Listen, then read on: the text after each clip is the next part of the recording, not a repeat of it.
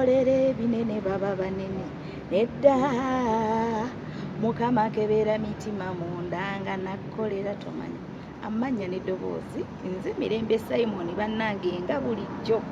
Ensonga lwaki tuli mu kifo kino olunaku olwaleero nti kabaka waffe Abasoga agenda kuwasa.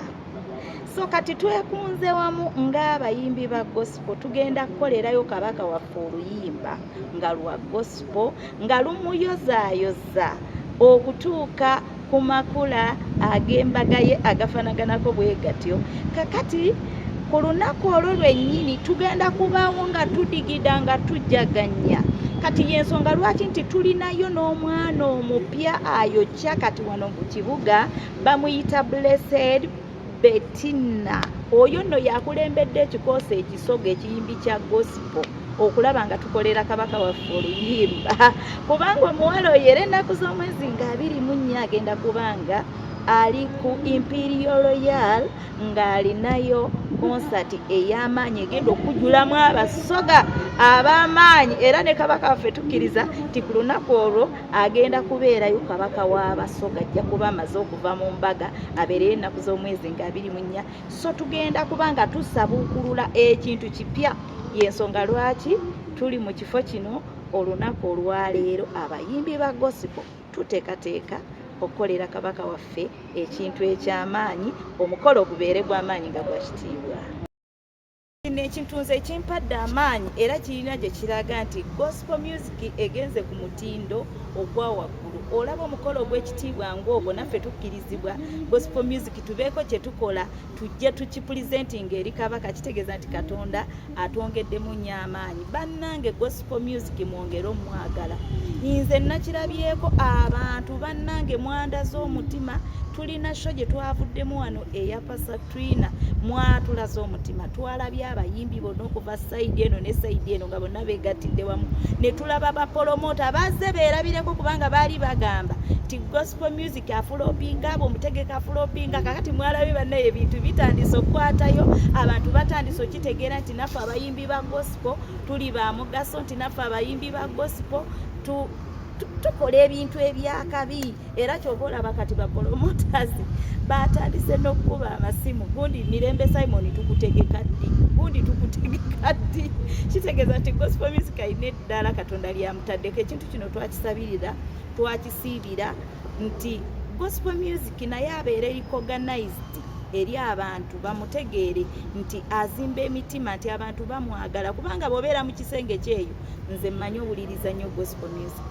Twebaza Katonda olw'omulembe omupya gw'asitudde asitudde abayimbi abapya ebintu byonna birungi gospel music takyafulopinga ebisaawe ebijjula. So bannange mweyongere okuwagira gospel music naye mbaagala nnyo mwenna abatuwagira Mukama abawe omukisa.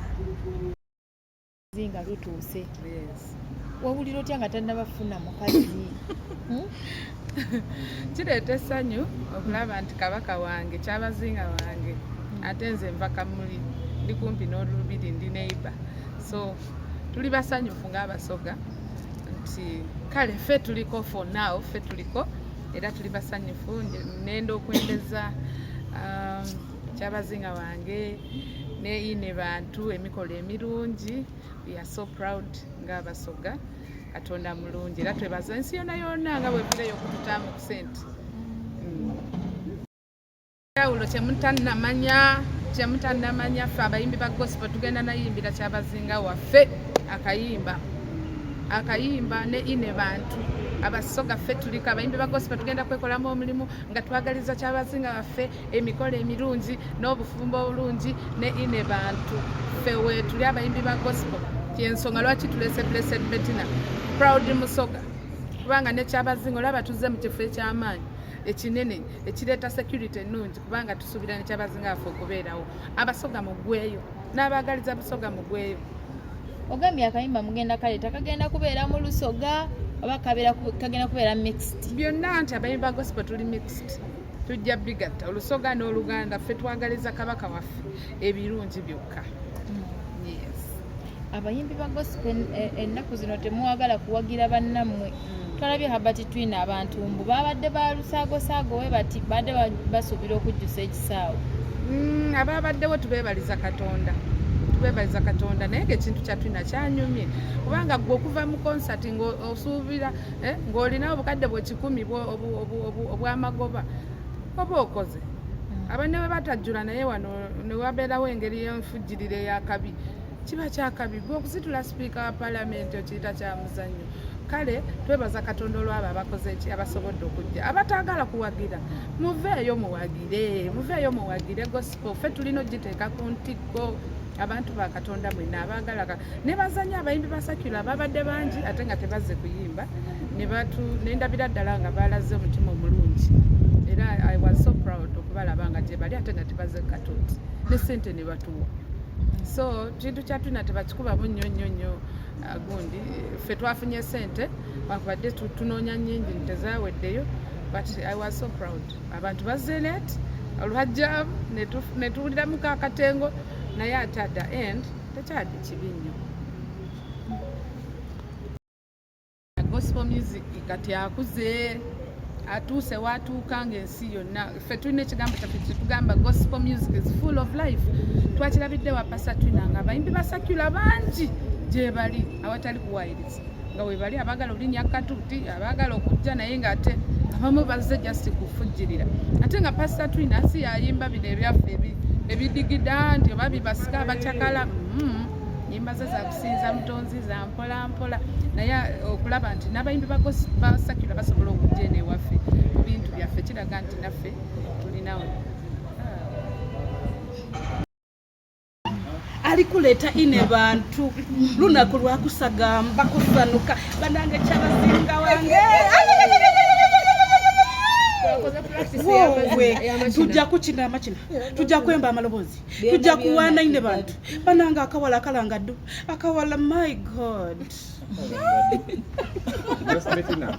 gwe wenna nga wandyetaaze okwata omukolo gwo nga okwanjula embaga amazaalibwa baby shower kuhinjira n'ebirala bingi nkwanjulira Glosh TV bakafulu b'okuba ebifaananyi n'okwata vidiyo era nga wandyetaaze okulanga wamu ne Glosh TV kuba ku namba y'essimu eno noti 75 noti 31 283 tweyunire oleme kwejjusa.